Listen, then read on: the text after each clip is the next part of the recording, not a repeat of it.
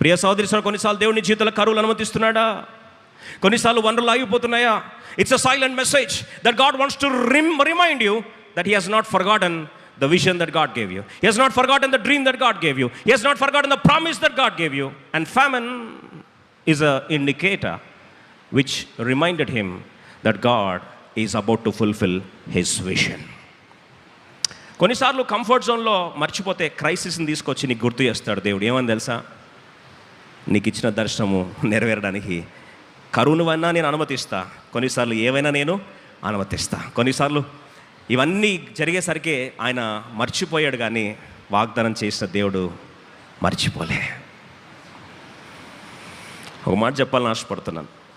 మనము నమ్మదగని వారమైనా సరే దేవుడు నమ్మదగినవాడు. ఆయన మాటకు, ఆయన వ్యక్తిత్వానికి విరుద్ధంగా ఏమీ చేయలేడండి. He cannot do anything against his nature of faithfulness.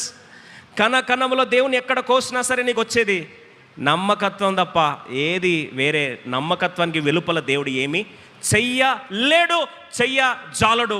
He's faithful to the promise, he is faithful to the calling, he is faithful to the vision, he is faithful to the promise that God gave you. దేవుని పట్ల ఇచ్చిన వాగ్దానానికి పిలిచిన వాడు ఎవరండి? నమ్మదగినవాడు.